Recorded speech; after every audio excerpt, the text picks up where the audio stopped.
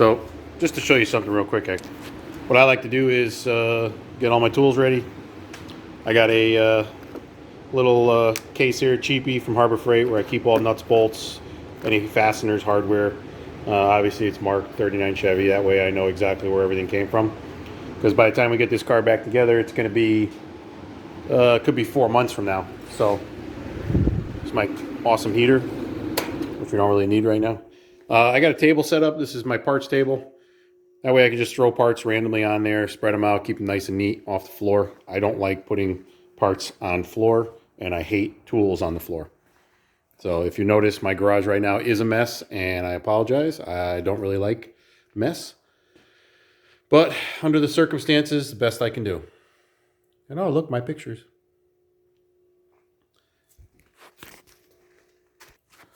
Trying to find a good spot for this camera. I think I might have found, no, that's probably too high though. Damn it. Thought I had a spot.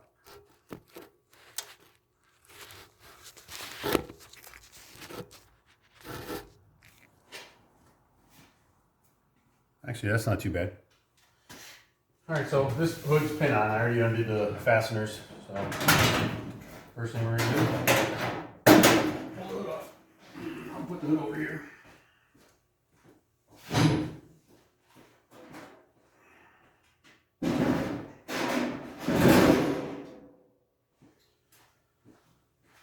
That way the hood's out of the way.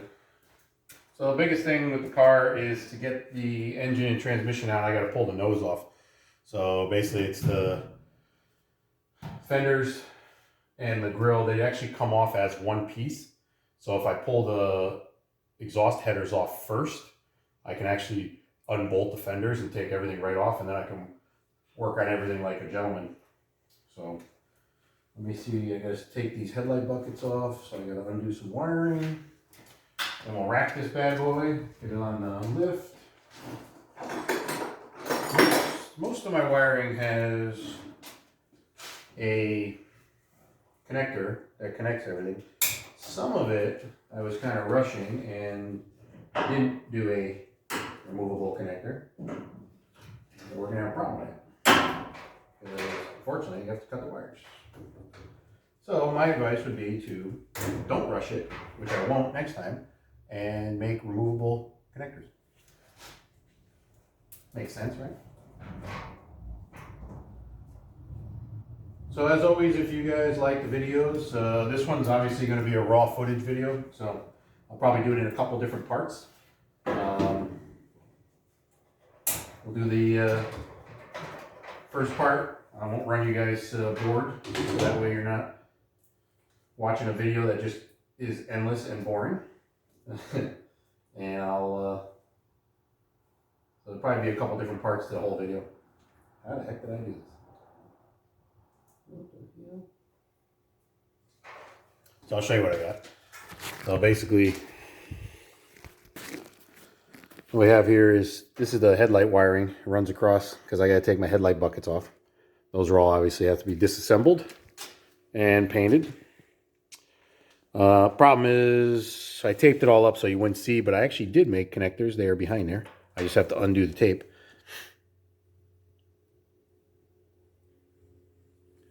So that's my little LS motor. And yes, it is single carbureted. It will not be single carbureted when it comes back out. There are some changes that we're doing. The nitrous system is going away, so there will not be nitrous needed anymore. It's actually not even hooked up. I just put it on. I never ended up using it since I redid the motor. All the holes in the firewall that we don't use, as you can see, got holes here, here, here. All these, you got these tabs. These are the original brace tabs that came across. So you had a brace that came all the way to the nose, all the way to the front here. They were just a support brace for the original. Those are getting removed.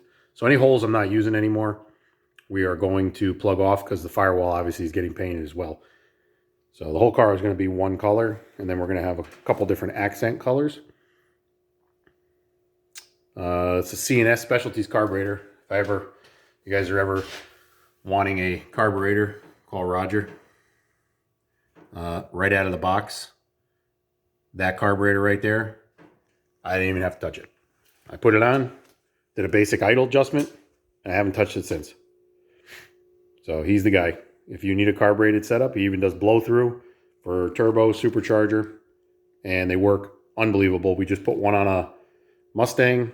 It's a dual float bowl setup, so it can hold more fuel. It's a blow-through style, probably make close to 1,500 horsepower. Single turbo car. So if you don't think they can handle horsepower, you should do your research. So let's put you back here.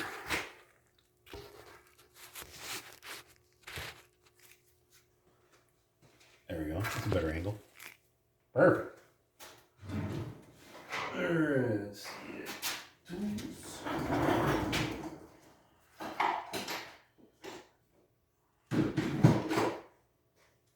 So the problem with this car is we have a newer motor. It's out of a 2007 Trailblazer SS originally, because it's an LS2 based engine.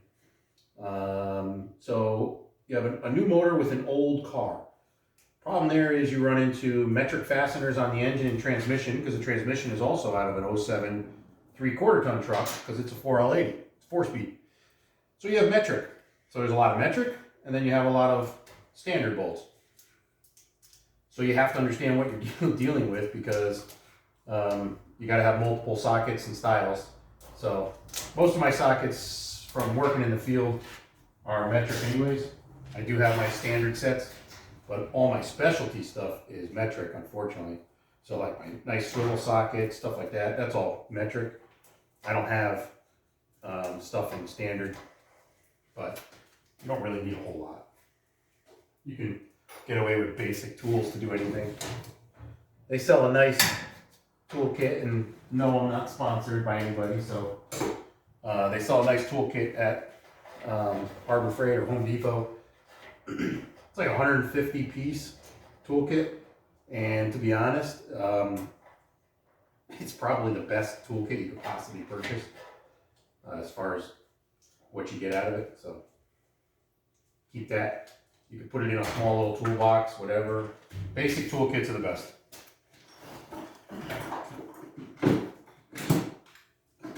So I got my trusty Milwaukee ratchets. I got 1/4 3/8.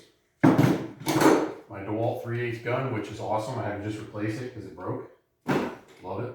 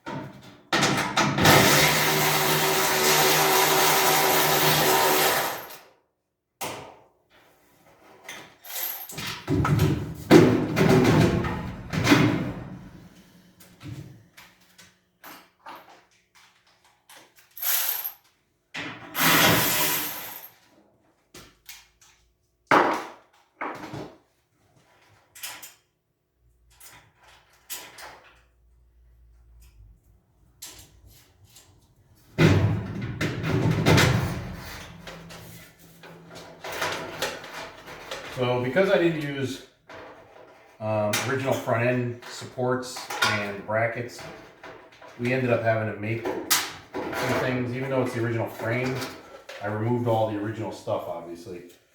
So on the headlights, these studs originally were clipped in. I ended up tack welding them. So that way when you put them on, you're not driving yourself crazy trying to hold the bolt. I just did simple tack welds. So what I like to do is I'll take the hardware that I took off, just because it's easier, and I put it right back on. That way I don't lose it for now.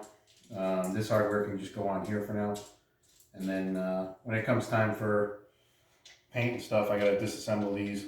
But right now, I'm just trying to get them so it's apart and it's ready. And then I gotta obviously fix the firewall, fill all those holes, and I'll show you that too. That'll be part of the videos. So like I said, it's gonna be like a 4-part video. Unedited raw, because I figure if you want to see how things are done,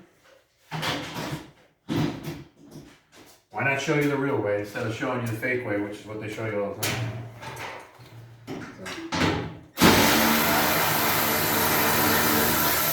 It actually takes a lot of time and effort and work to accomplish anything in this field.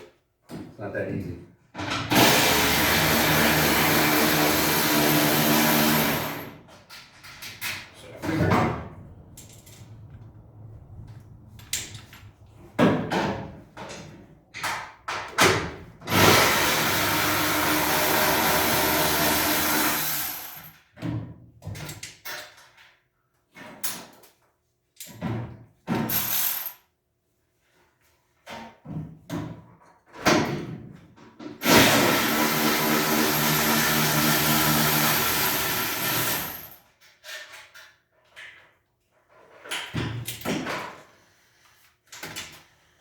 Got a leaf in there.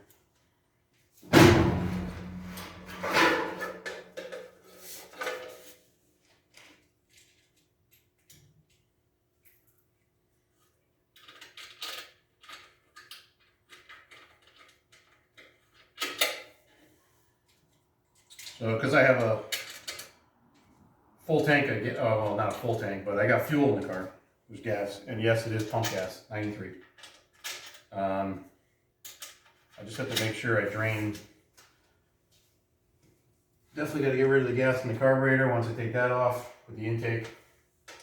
And then I got to, once I have the front end off, I usually turn the pump on and I'll run the pump. So I run the tank dry into a gas can. It's the easiest way to do it, especially if you have an electric pump.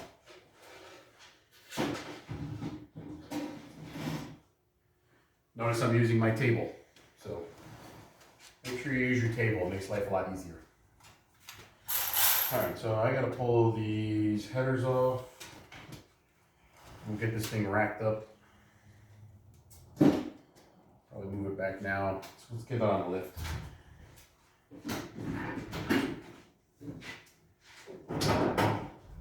Put it in neutral. Move it back a little bit.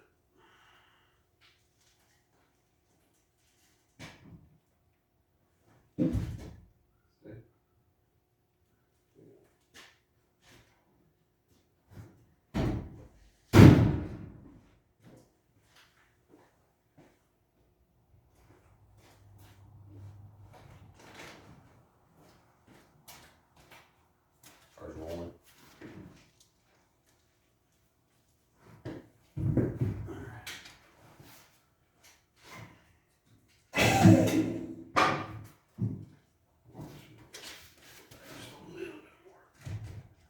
So I like to pull the motor and trans on this car together. That way I don't have to worry about taking it apart.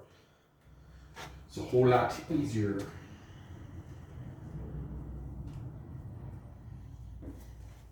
Gotta remember how I lift this thing. It's tough with the running boards. You gotta have spacers.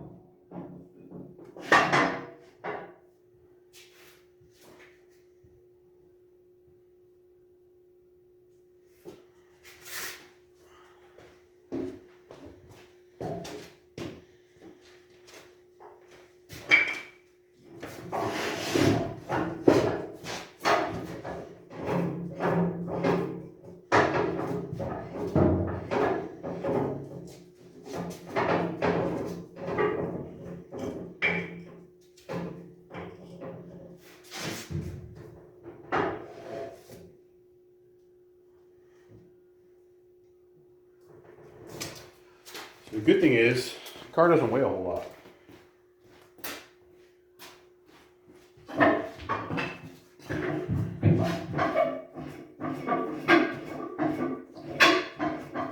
So what I use is I just put the extensions up, and then I use a block of wood.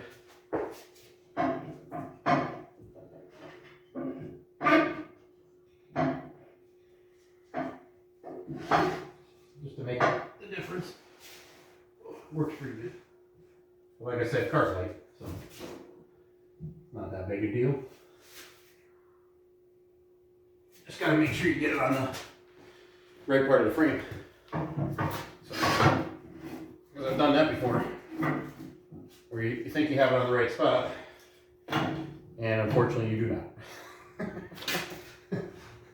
not. That's a oops moment that I'm sure anybody that works in the field, if they don't admit that they've had oops moments, well, they're full of it. Because everybody has those moments.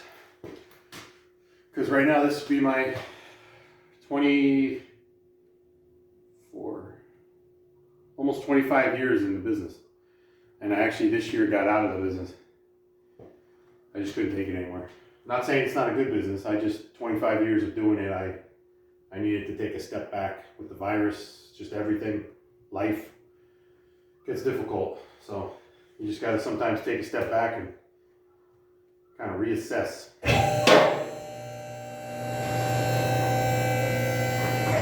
It's the main reason why I wanted to do this video. I want to show you guys what it's like. You know, what the real world's like. Everybody always like, oh, I can make so much money in the car business. You know, I used to teach. I taught at the UTI. It's a good school. I would recommend it. If somebody's looking for entry-level training, I would highly recommend it. Problem is, they're going to tell you you're going to make $100,000 right out of the gate. And you are not going to make $100,000 right out of the gate. So, just back here, that's my fuel cell. You got your filter, pump. It's an Aeromotive. I'll give them a shout out. Aeromotive Fuel Systems, A1000. That pump's got to be close to 10 years old. I've only changed that filter once. It's 100 micron Aeromotive inline. I need to change that, that's for sure. This is just a generic fuel cell that I got.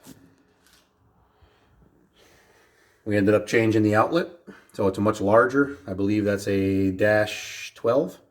So the 12 feeds the filter, and then it's a -10 line that goes all the way to the front.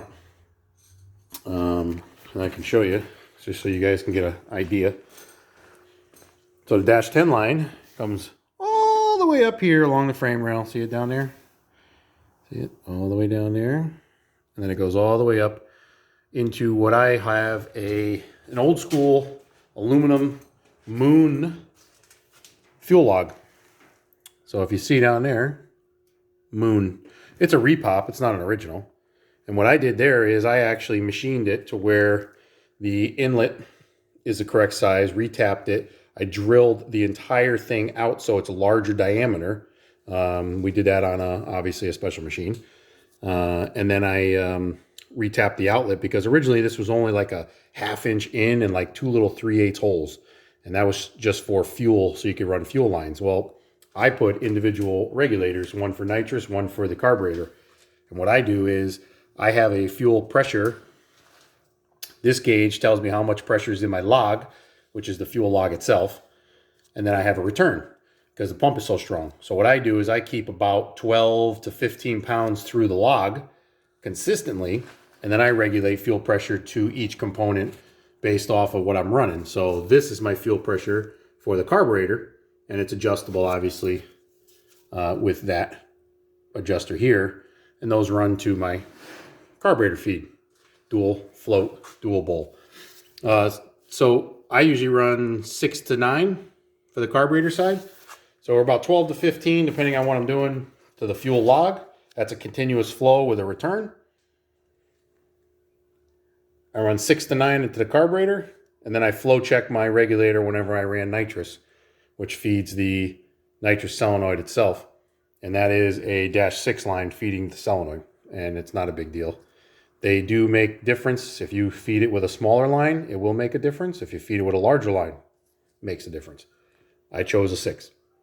And all I do is I do a flow check with a flow gauge. When I do my nitrous, make sure that the pressure is where I need it, and then I run it. So, figured I'd show you that. I'm going to be disconnecting the battery. Let's turn the heat on. This is my electric heat. It actually works really well. It's for like commercial purposes for when you're doing construction, and I just run it right off of my welding plug. So let's take our battery off.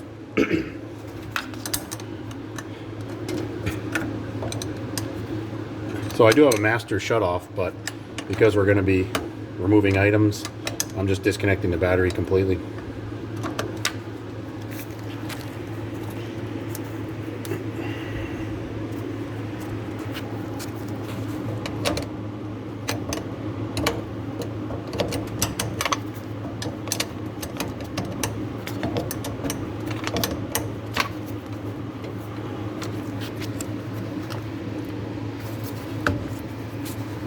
Jesus, that thing's on there.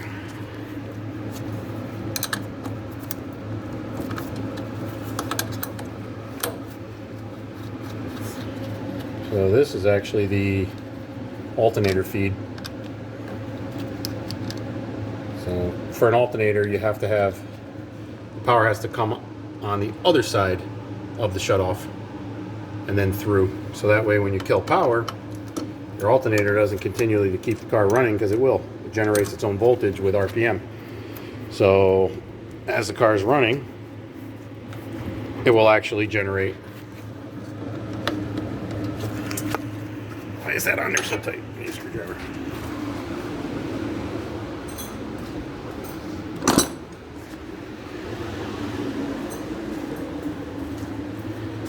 So for NHRA purposes, you have to have a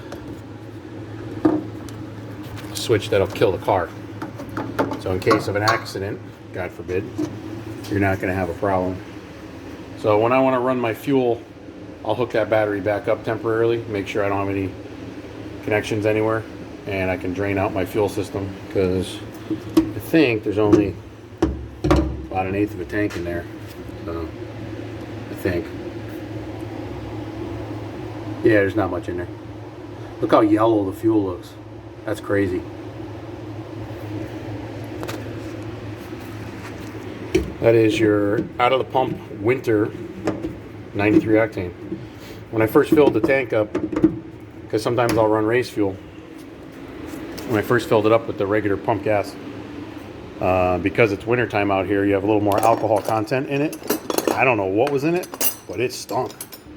And it stunk bad too. I was amazed. Like, it's crazy.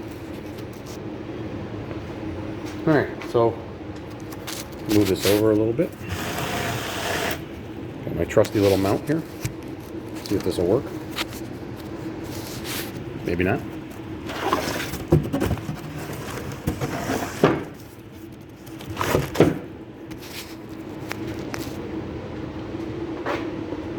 Cool. Well, I got these cool little fender covers. I don't know if this guy's in business anymore, but I got them a long time ago. Netcore Enterprises. They're in Canada. So I could show you if you can see that. Kind of worn out. I have 2 fender covers, a seat cover, and a floor mat, and they have magnets on them. So when you're using them, and they don't move once they're on, and they have an anti scratch type surface. So when you're on a car, and they used to have little hooks on these little tabs here, but the hooks ended up falling out, so I just left them out. Didn't really care. Doesn't really matter. So let's start grabbing. Probably going to take all the nitrous stuff just out of the way, drain some of this fuel down. Carburetor, get that off. I'll get the fuel out of the carburetor. pull the intake off, get all that, so I can strip the top of the motor, all the fun stuff.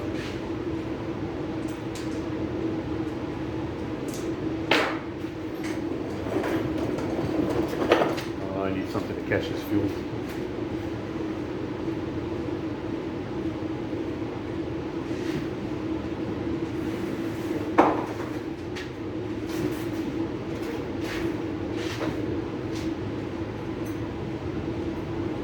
This towel's been floating around the shop for a few days and it's not too clean. So I'm going to use that to my advantage.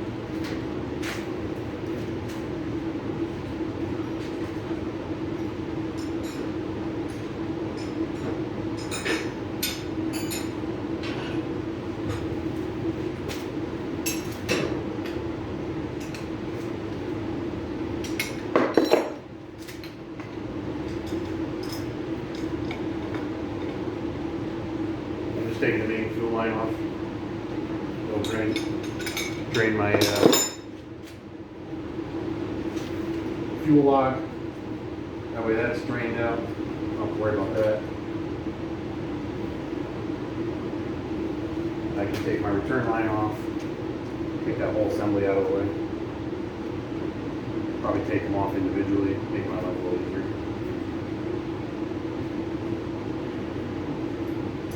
Yeah, one thing I noticed when I was running the car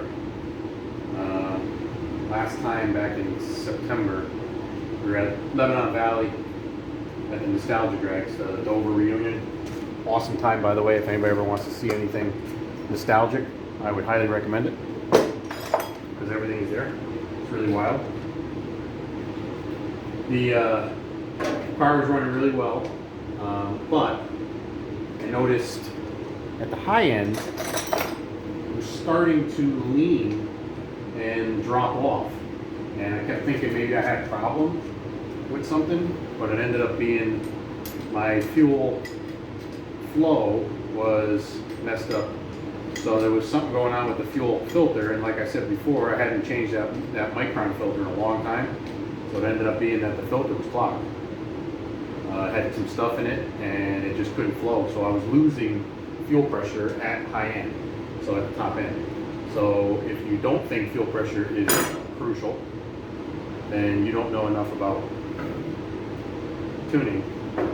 Because fuel pressure is key no matter what you got going on, regardless of if you have a carbureted setup or if you have a fuel injection setup. Fuel pressure is crucial.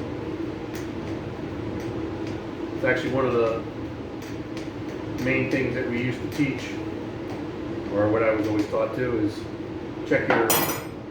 always check your fuel pressure. That's one of the first things when it comes to diagnosing any problem with a car, especially when it comes to drivability diagnostics. So drivability diagnostics are the most overlooked situations. People always end up shooting themselves in the foot because you won't realize what you missed because you were too worried about something else, like a check engine light. Oh, it's a misfire. Okay, it's got to be a coil pack, or it's got to be a plug, or blah blah blah. Oh, it's a misfire. It's easy. What you forgot was fuel pressure can cause multiple misfires as well. So there's a lot of little simple basics that a motor needs to run. Fuel pressure is always one of them. Compression, obviously, you need good compression. Timing is a factor sometimes when it comes to certain setups. But spark is the other issue. So I mean, you got your basics, and no matter what you're working on, you always got to check your basics. Don't ever overlook them, because if you overlook them, you're gonna miss. That's the one thing I've noticed with inexperienced technicians when it comes to diagnosing, is they end up missing simple fixes because they're too stubborn to check basics. Alright, so that's off, that's off.